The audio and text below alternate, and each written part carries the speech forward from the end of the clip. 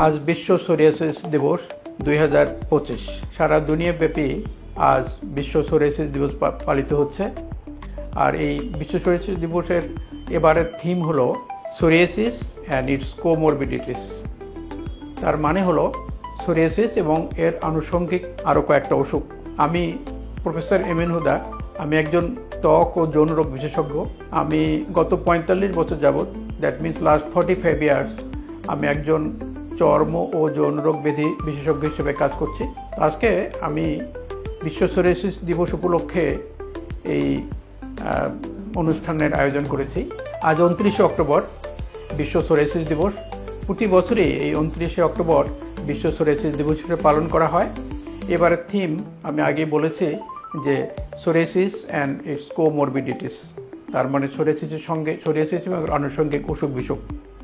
এই সোরিয়াসিস ডেটাকে মূলত পালন করা হয় সারা বিশ্বব্যাপী এবং এটাকে লিড দেয় আইএফপি, একটা অর্গানাইজেশন আছে, international federation of psoriasis disease association. এই অর্গানাইজেশন সারা দুনিয়াব্যাপী এই বিশ্ব সোরিয়াসিস দিবসে বিভিন্ন অসুখ নিয়ে বিভিন্ন রকমের নতুন তথ্য সরবরাহ করে, এই অসুখের ব্যাপারে মানুষকে জানান দেয় এবং সারা দুনিয়াব্যাপী পৃথিবীর প্রায় 61টি দেশ এই আইএফপি এর সদস্য, তাদের সঙ্গে যোগাযোগ করে এবং বিভিন্ন সময়ে বিভিন্ন আপডেট, এই অসুখ বিসুখের আপডেট তারা জানায়। সুইডেন স্টকহোমে এর হেড অফিস এবং সেখান থেকে তারা সারা দুনিয়াব্যাপী এই পরিচালনা চালায় এবং এটার সঙ্গে সারা দুনিয়ার যত সোরিয়াসিস অর্গানাইজেশন আছে সেগুলোর একটা সম্পর্ক আছে। আমাদের দেশে একটা সোরিয়াসিস ক্লাব আছে, সোরিয়াসিস অ্যাওয়ারনেস ক্লাব, আমি সেটার অ্যাডভাইজার। আমাদের সঙ্গেও এই অর্গানাইজেশনের সঙ্গে একটা যোগাযোগ আছে এবং আমরা সবসময় যোগাযোগ রেখে চলি এবং আমি ব্যক্তিগতভাবে এই অর্গানাইজেশনের সঙ্গে সম্পর্কিত এবং আমি টাইম টু টাইম আপডেট পাই। তো আমি সোরিয়াসিস সম্বন্ধে কয়েকটা কথা বলবো। তার মধ্যে হলো সোরিয়াসিসটা কী এবং কি কারণে সোরিয়াসিস হয় এটা আমি একটু বলবো। সোরিয়াসিস একটা ক্রনিক ইনফ্লামেটরি ডিজিজ, তার মানে একটা ক্রনিক অসুখ এটা, এবং এটা চামড়ার একটা অসুখ, ইনফ্লামেটরি ডিজিজ। তো এটা পৃথিবীতে প্রায় 2% মানুষের, তার মানে বলা হয় প্রায় 12.5 কোটি মানুষ সোরিয়াসিসে আক্রান্ত, 2% মানুষ। বাংলাদেশেও প্রায় 2% বা তার কম বেশি একটু হতে পারে, আমাদের যদিও কোনো বাংলাদেশের ব্যাপারে ডাটা নেই। তো আমার ব্যক্তিগতভাবে আমি কিছু সার্ভে করেছি বিভিন্ন সময়, বিভিন্ন মেডিকেল কলেজে চাকরি করার সময়। তাতে দেখা যায় যে 1.75 এর মতো আসে আমাদের দেশের সোরিয়াসিসের প্রিভ্যালেন্স রেট।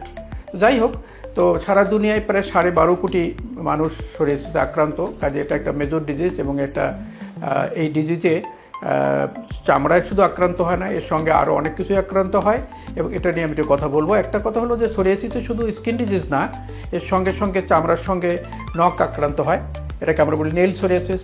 তারপরে আরও কিছু সোরিয়াসিসের হয়, যেমন মাথায় হয়, এটাকে বলে আমরা স্কাল্প সোরিয়াসিস বলি, আর চামড়াতে যেটা সেটা তো হয়ই। তো সোরিয়াসিস কেন হয় সেটা নিয়ে আমি আগে বলবো। সোরিয়াসিস হওয়ার অনেকগুলো কারণ আছে, তার মধ্যে বলা হয় মূলত এটা একটা অটোইমিউন ডিজিজ। অটোইমিউন কথাটার মানে হলো এটার কারণ আমরা জানি না। শরীরের যে আমাদের স্বাভাবিক প্রতিরোধ ক্ষমতা আছে, ইমিউন সিস্টেম, কোনো কারণে যদি ইমিউন সিস্টেম ব্রেকডাউন করে বা আমাদের ইমিউন সিস্টেম যদি আমাদের শরীরের অ্যাগেনস্টে কাজ করে, সেক্ষেত্রে এই ওষুধ দেখা যেতে পারে। এটা অটোইমিউন ডিজিজ এবং সেটাই বেশিরভাগ ক্ষেত্রে হয়। এবং আমাদের দেশের প্রেক্ষিতে ইন্ডিয়ান সাবকন্টিনেন্টের এই এরিয়াতে দেখা গেছে যে প্রায় 15% বংশগতভাবে আসে, বংশগত একটা প্রভাব থাকে এবং এটাকে আমরা বলি জেনেটিক প্রিডিসপোজিশন যেটা হয় সেটা আসে 15%। কিন্তু ইউরোপে ওরা বলে যে 25%, কারণ ইউরোপে এই রোগের প্রিভ্যালেন্স বেশি। কারণ হলো যে ঠান্ডার দেশগুলোতে সোরিয়াসিসের প্রভাবে বেশি, কারণ এটা ঠান্ডার দেশেরই মূলত অসুখ। তাই বলে আমাদের দেশে সোরিয়াসিস কম তা কিন্তু নয়। সারা দুনিয়ার মধ্যে ইউরোপে, সুইডেন, ডেনমার্ক, নরওয়ে, এইসব দেশে সোরিয়াসিসের রোগীর সংখ্যা অনেক বেশি আমাদের তুলনায়। তারপরেও ইদানিং সামাজিক কারণেই হোক বা আবহাওয়াজনিত কারণেই হোক, আমাদের দেশে সোরিয়াসিসের রোগী অনেক বেড়ে গেছে। 10-12 বছর আগেও আমরা এত সোরিয়াসিস রোগী পেতাম না যতটা এখন পাই আমরা। তো সোরিয়াসিস কেন হয় তার মধ্যে দুটো কারণ। একটা হলো অটোইমিউন, যেটাকে আমি একটু আগে বলছিলাম যে ইমিউনোলজিক্যাল ব্যাপার, ইমিউনোলজিক্যাল ব্রেকডাউনের জন্য এটা হয় অটোইমিউন, যেটার কারণ আমরা জানি না। আর একটা হলো বংশগত, সেটা অনলি 14 to 15% আমাদের দেশের যে ডাটা আছে সেই পরীক্ষাতে বলতে পারি যে 14-15 বেশি না। তো তাই বলে এ কারণে আমরা সাধারণত বলি যে সোরিয়াসিস কোনো বংশগত রোগ নয়, কারণ যদি 85% বংশগত না হয় তাহলে এটাকে বংশগত রোগ বলার কোনো কারণ নেই একটা। 2 নম্বর হলো যে এটা কোনোভাবেই এই অসুখের সুবিধার এর অসুখ কোনোভাবেই সোয়াসের রোগ নয়। এখন সোরিয়াসিস রোগীটা কীরকম দেখতে কীরকম হয় সেটা নিয়ে বলবো। সে সোরিয়াসিসটা হলো শরীরের মধ্যে কিছু লাল দাগ হয়, সেখানে চামড়া শুকনো হয়ে যায়, শক্ত হয়ে যায়, চামড়াটা ফেটে যায় এবং চামড়া উঠতে থাকে, মাছের আঁশের মতো চামড়া উঠতে থাকে। আপনারা জানেন যে আমাদের শরীরের সবচেয়ে বড় অর্গান হলো আমাদের স্কিন, এবং এটা আমাদের শরীরটাকে পুরো এটা ঢেকে রাখে। এই স্কিনে যখন যে কোনো অসুখই হয় সেটার একটা মারাত্মক প্রভাব পড়ে শরীরের ইন্টারনাল অন্য অর্গানের উপরে। তো সোরিয়াসিস কেন হয় সেটার কারণ দুটো বললাম। একটা বললাম যে অটোইমিউন, যেটার কারণ আমরা জানি না, অটোইমিউনিটির জন্য হয়। আর একটা হলো বংশগত, সেটা অনলি 14 to 15%। আর হওয়ার যে প্যাথোলজি কারণ যেটা হয় সেটা হলো যে সোরিয়াসিস যেটা হয় যে চামড়ার আমাদের 3টা লেয়ার থাকে, একটা লিপিডার্মিস, একটা ডার্মিস, একটা সাবকিউটেনিয়াস টিস্যু। লিপিডার্মিসের মধ্যে আবার 4টা লেয়ার থাকে।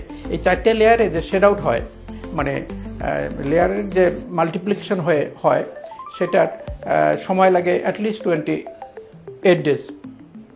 কিন্তু যখন সোরিয়াসিস হয় কারো, তখন এই মাল্টিপ্লিকেশন রেটটা অনেক বেড়ে যায়।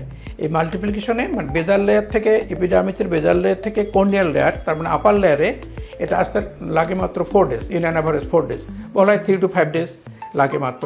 তো যখন এই সেলের মাল্টিপ্লিকেশন রেটটা বেড়ে যায় তখন তাড়াতাড়ি স্কিন শেড আউট হয় এবং চামড়া ওঠা শুরু হয় মাছের আঁশের মতো সিলভারি কালারের। তো এটাই হলো মেকানিজম যে আমাদের সেলের মাল্টিপ্লিকেশনটা বেড়ে যায় এবং এই রেটটা বেড়ে যায়। সাধারণ জ্ঞান হলো সাপ যেমন বছরে একবার চামড়া চেঞ্জ করে, আমরা প্রতিনিয়ত মানুষরা চামড়া চেঞ্জ করি প্রতি 4 সপ্তাহ পর।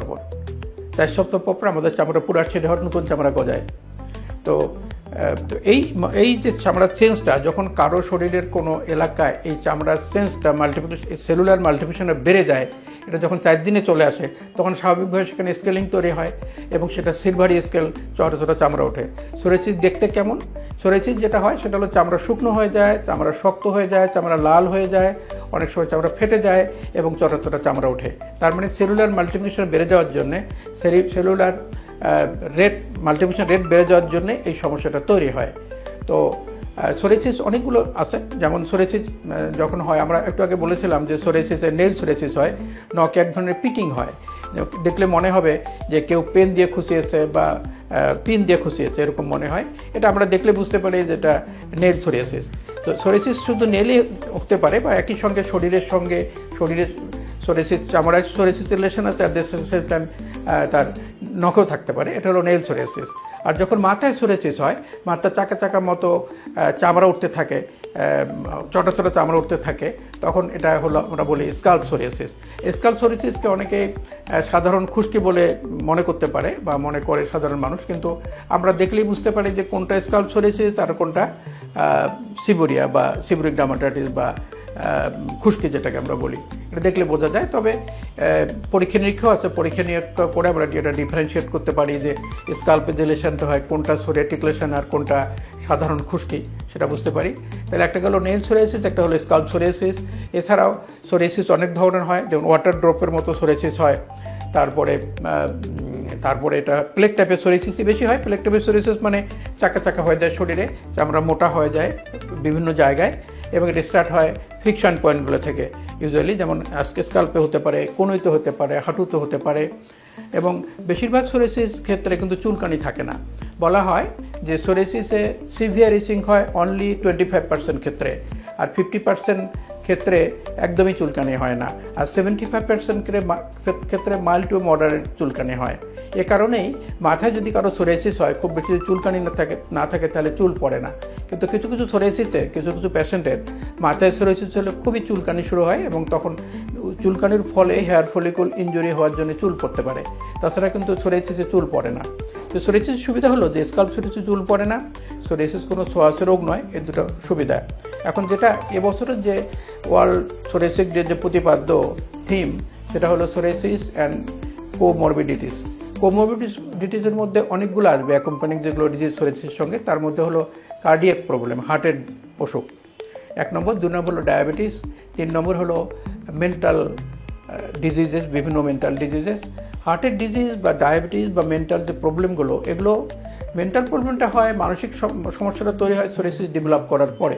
সোরিয়াসিস হলে হয় কি একটা সোশ্যাল ইম্প্যাক্ট তৈরি হয়। কারণ হলো যে সোরিয়াসিস হলে যখন এক্সপোজ পোর্শনে কারো চামড়া উঠতে থাকে ফেসে, হাতে, পায়ে, তখন সামাজিকভাবে মানুষ হীনমন্যতায় ভোগে, সামাজিকভাবে সে মিশতে পারে না। সাধারণ মানুষভাবে যেটা ছোঁয়াচে রোগ, কারো যদি পাম সোরিয়াসিস হয় বা হাতে হয়, সে কারোর সঙ্গে হ্যান্ডশেক করতে গেলেও সে নিজেও শাই ফিল করে, আর যে হ্যান্ডশেক করবে সেও আনিজে ফিল করে, যে সে ভাবে যেটা ছোঁয়াচে রোগ হতে পারে, তার সঙ্গে হ্যান্ডশেক করতে সে রাজি না, বা করলে সে আনিজে ফিল করে। তো এটা একটা সামাজিক প্রবলেম তৈরি হয়, যার জন্য সোরিয়াসিস হওয়ার পরে অনেকেই বলা হয় প্রায় 25% পেশেন্ট যাদের জেনারেলাইজ সোরিয়াসিস হয় তারা মানসিকভাবে অসুস্থ হয়ে পড়ে। তো এটা হলো একটা। আর হার্টের যে প্রবলেম হয়, কার্ডিয়াক যে প্রবলেম, সেটা সোরিয়াসিস হওয়ার আগে থেকেও হতে পারে। কার্ডিয়াক প্রবলেম নিয়ে যেসব মানুষ ভোগেন তাদের যদি সোরিয়াসিস ডেভেলপ করে তাহলে তার কার্ডিয়াক প্রবলেম আরও বেড়ে যায়। আর সোরিয়াসিস হওয়ার পরেও কিন্তু কার্ডিয়াক প্রবলেম ডেভেলপ করতে পারে বিভিন্ন কারণে। আর এছাড়াও ডায়াবেটিস, একজন ডায়াবেটিক পেশেন্টের যদি সোরিয়াসিস হয় তাহলে তার সোরিয়াটিক প্রবলেম অনেক বেশি হবে। আর সোরিয়াসিস হওয়ার পরে যে কারো ডায়াবেটিস হয় সেটা তো তার ডায়াবেটিসও বেড়ে যাবে এবং সোরিয়াসিস সহজে কন্ট্রোল হবে না। কাজে এই যে কোমরবিডিটিস, ডায়াবেটিস, হার্টের অসুখ এবং মানসিক সমস্যা, তিনটাই খুব জটিল প্রবলেম তৈরি করতে পারে একজন সোরিয়াসিসের রোগীর। আমি একটু বলেছিলাম যে আমাদের চামড়াটা হলো আমাদের শরীরের সবচেয়ে বড় অর্গান, এটা আমাদের ঢেকে রেখেছে। একটা কথা আমি প্রায়ই বলি যে আমি যদি আপনাকে জিজ্ঞাসা করি যে বলুন তো আপনার সবচেয়ে কাছের কার কাছে আপনি থাকেন, কোথায় থাকেন, আপনাকে বলি কোথায় থাকেন, আপনি বলবেন আমি ঢাকায় থাকি, না হলে বলবেন আমি দিল্লিতে থাকি, না হলে লন্ডনে থাকি, একটা কিছু বলবেন। কিন্তু অ্যাকচুয়ালি আপনি আসলে থাকেন কোথায়? আপনি থাকেন চামড়ার ভিতরে একটা খোলসের মধ্যে। এই আমরা বেসিক্যালি থাকি কোথায়? আমরা একটা খোলসের মধ্যে থাকি। এই যে খোলস বা চামড়ার যে আচ্ছাদন আমাদের শরীরের, এটা মূল জিনিস। কারণ সবগুলো অর্গান, এই যে কার্ডিয়াক প্রবলেমে বলেন, ডায়াবেটিসে বলেন, যেগুলো অর্গান ইনভলভ হয় সেগুলো কিন্তু স্কিনকে ঢেকে রাখে। Skin health is very important, এটা আমাদের মনে রাখতে হবে। যে সোরিয়াসিস নিয়ে অনেক কথা আছে, তার মধ্যে সোরিয়াসিস অনেক ধরনের হয়। মাথায় হলে যেমন স্কাল্প সোরিয়াসিস বলি, নখে হলে নেল সোরিয়াসিস বলি, তারপর অনেক ধরনের চাপা জায়গাগুলোতে বলি আমরা ইনভার্স সোরিয়াসিস। আর সোরিয়াসিস যখন কোনো ইনফেকশন হয়, পাস্টুলার ফর্ম হয়, পাস ফর্ম করে, তখন এরকম আমরা পাস্টুলার সোরিয়াসিস বলি। এরকম অনেকগুলো সোরিয়াসিস আছে। তো অল্প সময়ের মধ্যে সব কথা বলা তো সম্ভব না। তো আমি আজকের এই সোরিয়াসিস নিয়ে কথা বলার মূল কারণ হলো আজকে বিশ্ব সোরিয়াসিস দিবস, এটা সারা দুনিয়া মিলে পালিত হচ্ছে। আপনারা যারা সোরিয়াসিস রোগী তাদের এ ব্যাপারে সজাগ হওয়া উচিত। আপনারা IFPA এর ওয়েবসাইটে ঢুকলে আপনারা অনেক ইনফরমেশন পাবেন। যারা শিক্ষিত মানুষ তারা IFPA world federation of psoriatic disease অ্যাসোসিয়েশনের ওয়েবসাইটে ঢুকলে আপনারা অনেক ইনফরমেশন পাবেন, লেটেস্ট ইনফরমেশন। অবশ্য সবার পক্ষে এটা সম্ভব না, বিশেষ করে আমি বলবো জুনিয়র ডাক্তারদের, তারা অনেকেই সোরিয়াসিস সম্বন্ধে অবগত নয়। কারণ আমাদের যে কোর্স, MBBS এর কোর্স, এখানে স্কিন ডিজিজ নিয়ে খুব বেশি পড়ানো হয় না, মাত্র 20-10টা লেকচার, তো খুব তারা শিখতে পারে না। তো সোরিয়াসিস এখন 2% মানুষ সোরিয়াসিসে আক্রান্ত, তার মানে কি একটা মেজর পপুলেশন আমাদের সোরিয়াসিস আক্রান্ত।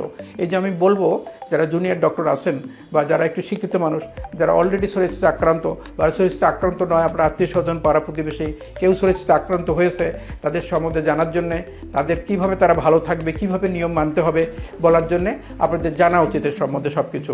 একটা জিনিস সবসময় বলি আমি, সোরিয়াসিস যদিও কোনো খারাপ রোগ আমি বলি না, যদিও এটা কিউরেবল না, এটা ইনকিউরেবল ডিজিজ, এটা কখনো ভালো হয় না, এটা সত্য কথাই।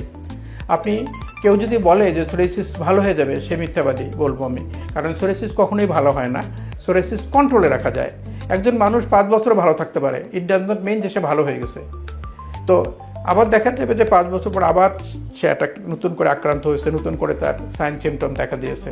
তো আমরা চিকিৎসার মাধ্যমে, নিয়মকানুনের মাধ্যমে আমরা একজন পেশেন্টকে ভালো রাখতে বলি।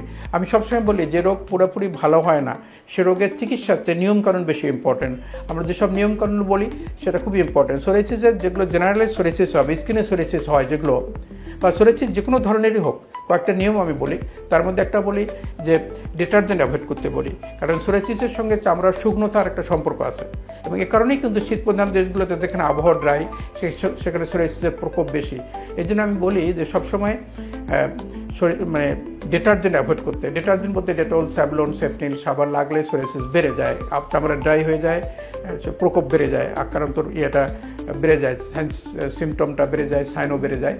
এই জন্যে ডিটারজেন্ট অ্যাভয়েড করতে হবে 1 নম্বর। 2 নম্বর হলো পানি সবসময় হার্মফুল সোরিয়াসিস পেশেন্টের জন্য। পানিতে বেশি ভিজলে চামড়ারও ড্রাই আপ হয়ে যায়, এটা খুবই হার্মফুল পেশেন্টের জন্য, বেশি পানিতে ভেজানো যাবে না। 3 নম্বর হলো যে যতটা সম্ভব সোরিয়াটিক পেশেন্টদের চামড়া শুকনো না রেখে আমরা তৈলাক্ত রাখতে বলি। তাহলে 4টে জিনিস ইম্পর্টেন্ট: ডিটারজেন্ট ব্যবহার করবেন না, বিনা কারণে পানিতে ভেজাবেন না, শুকনো রাখবেন না, বরং শরীরটাকে তৈলাক্ত রাখবেন। এই 4টে জিনিস যদি একজন সোরিয়াসিসের পেশেন্ট মূলত মেনে চলতে পারে তাহলে সে অবশ্যই ভালো থাকবে। তো আজকে আর বেশি কথা বলবো না আমি, ওয়ার্ল্ড সোরিয়াসিস ডে উপলক্ষে এই উপস্থাপনা, এবং আপনারা কথাগুলো যদি বুঝতে পেরে থাকেন সেইভাবে চলেন। সোরিয়াসিস রোগীদের বলবো আপনারা এটা নিয়ে হীনমন্যতায় ভুগবেন না। আপনার সোরিয়াসিস হয়েছে এটা নিয়ে অযথা টেনশনের কোনো কারণ নেই। আপনি আপনার দায়িত্ব আপনার কাছাকাছি যে কোনো একজন চর্মরোগ বিশেষজ্ঞ কাছে ছেড়ে দেন, তিনি আপনাকে পরামর্শ দেবেন কীভাবে আপনি ভালো থাকবেন, কী চিকিৎসা করে কী ওষুধ খেয়ে আপনি সুস্থ থাকবেন, তিনি আপনাকে পরামর্শ দেবেন। আপনার এই যে সমস্যা সোরিয়াসিসের, এটা আপনি আপনার কাছাকাছি যে কোনো একজন বিশেষজ্ঞ, চর্মরোগ বিশেষজ্ঞ, অভিজ্ঞ চর্মরোগ বিশেষজ্ঞের কাছে ছেড়ে দেন দায়িত্ব, তিনি আপনার দায়িত্ব নেবেন, তিনি আপনাকে টাইম টু টাইম পরামর্শ দেবেন এবং তারা পরামর্শ মতো আপনি থাকবেন, দেখবেন কোনো সমস্যা হবে না, আপনি ভালোই থাকবেন। কিন্তু এটা কন্ট্রোলেবল ডিজিজ, যত তাড়াতাড়ি এটা ডায়াগনোসিস হয়, যত তাড়াতাড়ি আমরা চিকিৎসা শুরু করতে পারি তত মঙ্গল। কারণ একবার যদি বেশি ছড়িয়ে যায় তখন কন্ট্রোল করা খুব ডিফিকাল্ট হয়ে যায়। এই জন্যে আপনি যখনই কোনো সোরিয়াসিস পেশেন্ট কেউ আক্রান্ত হবেন বা আত্মীয় স্বজনে কেউ আক্রান্ত হবে, যত তাড়াতাড়ি সম্ভব একজন চর্মরোগীর সঙ্গে শরণাপন্ন হন, তিনি আপনাকে পরামর্শ দেবেন। তারা পরামর্শ থাকলে আপনি সুস্থ থাকবেন, ভালো থাকবেন, আপনি আপনার অসুখকে কন্ট্রোলে রাখতে পারবেন। সোরিয়াসিস ভালো হয় না এজন্যে আপনি দুশ্চিন্তা করবেন না। অনেক অসুখে ভালো হয় না, ডায়াবেটিস ভালো হয় না, ব্লাড প্রেশার ভালো, অনেক অসুখে ভালো হয় না। কাজে এটাও ভালো হয় না, এটা নিয়ে অযথা দুশ্চিন্তার কোনো কারণ নেই। ধন্যবাদ সবাইকে।